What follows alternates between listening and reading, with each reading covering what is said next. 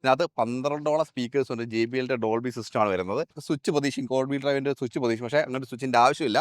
ഈ വണ്ടി എപ്പോഴും ഓൾ വീൽ ഡ്രൈവ് ആണ്. അത്യാവശ്യം നല്ല രീതിയിൽ ഫീച്ചർ റിച്ച് ആയിട്ടാണ് നമ്മുടെ സിയാറ വന്നിരിക്കുന്നത്. വണ്ടി വലിയ താമസമില്ലാതെ മാർക്കറ്റിലേക്ക് എത്തി തുടങ്ങുന്നത് തന്നെയാണ്. നല്ലൊരു പവർഫുൾ വാഹനമാണ്. ഇതിൽ കൂടുതൽ ഫ്യൂവൽ എഫിഷ്യൻസി റെഗുലർ ആയിട്ട് കൊണ്ടു നടക്കണമെന്നവർക്ക് പറ്റിയൊരു ഓപ്ഷനാണ് EV. കാരണം എന്ന് പറഞ്ഞാൽ ഈ വണ്ടിയുടെ ആകുമ്പോഴത്തേക്ക് ടാറ്റയുടെ ഫ്ലീറ്റിൽ ഓൾമോസ്റ്റ് എല്ലാ സെഗ്മെന്റിലും വണ്ടി എന്ന് വെച്ചാൽ ടിയാഗോ തൊട്ട് അങ്ങ് മേളിൽ ഹാരിയർ വരെയുള്ള എല്ലാ റേഞ്ചിലും വണ്ടികളായി. ഏറ്റവും ബേസ് ഒക്കെ ടിയാഗയായി, അതിന് മേളിൽ പഞ്ചായി, നെക്സോൺ ഉണ്ട്. അതിന്റെ മേളർ സെഗ്മെന്റിലേക്ക് സിയാറ വന്നു. അതിന്റെ മുകളിലോട്ട് പോവാണെങ്കിൽ നമുക്ക് ഹാരിയർ ഉണ്ട്. സഫാരി EVയുടെ വന്നു കഴിഞ്ഞാൽ കംപ്ലീറ്റ് സെഗ്മെന്റിൽ EV ആയി കിട്ടി. ഇനി അടുത്ത കാര്യം എന്ന് പറഞ്ഞാൽ സിയാറ വന്നപ്പോൾ പെട്രോൾ ഉണ്ടായിരുന്നു, ടർബോ പെട്രോൾ ഉണ്ടായിരുന്നു, ഡീസൽ ഉണ്ടായിരുന്നു. നല്ലൊരു പവർഫുൾ വാഹനമാണ്. ഇതിൽ കൂടുതൽ ഫ്യൂവൽ എഫിഷ്യൻസി റെഗുലർ ആയിട്ട് കൊണ്ടു നടക്കണമെന്നവർക്ക് പറ്റിയൊരു ഓപ്ഷനാണ് EV. കാരണം എന്ന് പറഞ്ഞാൽ 2 ബാറ്ററി പാക്ക് വരുന്നുണ്ട്. 63, അത് പുതിയതാണ്. നേരത്തെ 65 ആയിരുന്നു നമുക്ക് ഹാരിയർ വന്നപ്പോൾ ഉണ്ടായിരുന്നത്. അത് മാറി ഇപ്പോൾ 63 എന്ന് പറഞ്ഞ ബാറ്ററി പാക്ക് വന്നു. പിന്നെ 75. പിന്നെ മറ്റൊരു കാര്യം എന്ന് പറഞ്ഞാൽ ഓൾ വീൽ ഡ്രൈവ് സിസ്റ്റം ഇതിൽ കൊണ്ടുവന്നു. നമ്മുടെ ഹാരിയർ വന്നപ്പോൾ ഒരു വീഡിയോ ഭയങ്കര ഹിറ്റ് ആയിരുന്നു, അഡ്വർടൈസ്മെന്റ്. അതുപോലെ ഹിറ്റായ അഡ്വർടൈസ്മെന്റ് ആണ് നമ്മുടെ സിയാറയ്ക്ക് വന്നത്. ഇത് ചെയ്തത് നമ്മുടെ ഇന്ത്യയിലൊന്നും അല്ല, നമ്മുടെ അബുദാബി കൊണ്ടുപോയി അവിടുത്തെ ഏറ്റവും പീക്ക് ആയിട്ടുള്ള മരുഭൂമി കൊണ്ടുവച്ചിട്ടാണ് ടെസ്റ്റ് ചെയ്തത്.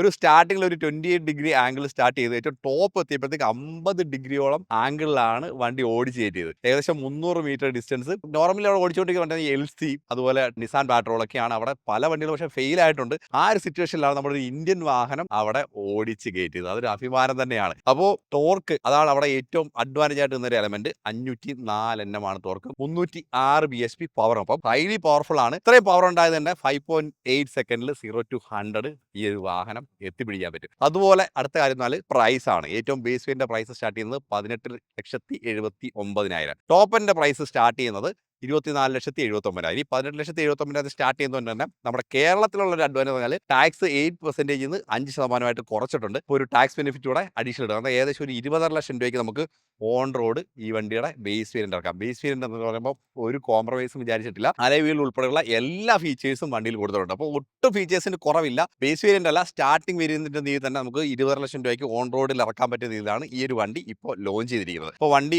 വലിയ താമസമില്ലാതെ മാർക്കറ്റിലേക്ക് എത്തി തുടങ്ങുന്നത് തന്നെയാണ്. ജൂലൈ 15 തൊട്ട് വണ്ടി പുറത്തോട്ട് കൊടുത്തു തുടങ്ങുമെന്നാണ് അറിയിക്കുന്നത്. അപ്പം ഈ വണ്ടിയിൽ നമുക്ക് 7 കളർ ഓപ്ഷൻ വരുന്നുണ്ട്. 5 നേരത്തെ ഉണ്ടായിരുന്ന കളറാണ്, 2 പുതിയ കളർ ഓപ്ഷൻ, അതിലൊരു കളറാണ് ഈ കാണുന്നത്. വേരിയന്റ് നോക്കുകയാണെങ്കിൽ 6 വേരിയന്റ്. ഇതാണ് ഒരു ബേസിക് സ്ട്രക്ചർ വണ്ടിയിൽ വന്നിരിക്കുന്നത്. വണ്ടിയുടെ ഡിസൈൻ വെച്ച് നോക്കുകയാണെങ്കിൽ പ്രത്യേകിച്ച് ഡിസൈനിൽ വലിയ മാറ്റങ്ങളൊന്നുമില്ല. ഫ്രണ്ടിലും ഈ ഒരു ഇവിടെ ഉണ്ടായിരുന്ന ഗ്രില്ല് ക്ലോസ് ചെയ്തിട്ടുണ്ട്. അതൊരു നമ്മുടെ EVക്ക് പറ്റുന്ന സ്ട്രക്ചറിലേക്ക് ഗ്രില്ല് മാറ്റിയിട്ടുണ്ട്. അത് മാത്രമാണ് ഫ്രണ്ടിൽ വന്നിരിക്കുന്ന മാറ്റം. വേറെ പ്രത്യേകിച്ച് സ്ട്രക്ചറൽ കാര്യങ്ങൾക്കൊന്നും ചേഞ്ച് ചെയ്തില്ല. അഡാസ് ഉണ്ട്. അഡാസിലൊക്കെ തന്നെ അത്യാവശ്യം നല്ല ഫീച്ചേഴ്സും കാണിട്ടുണ്ട്. പിന്നെ അതിനകത്ത് വന്നേക്കുന്ന ഒരു ഓട്ടോണമസ് പാർക്കിംഗ് ഫീച്ചർ, നമ്മുടെ സഫാരി EVയിൽ ഉണ്ടായിരുന്ന ഓട്ടോണമസ് പാർക്കിംഗ് ഫീച്ചേഴ്സ് ഈ വണ്ടിയിൽ വന്നിട്ടുണ്ട്. ഈ സൈഡിലേക്ക് വരികയാണെങ്കിൽ നമുക്ക് അലോയ് വീലിനകത്ത് ചെറിയൊരു ചേഞ്ച് വന്നിട്ടുണ്ട്.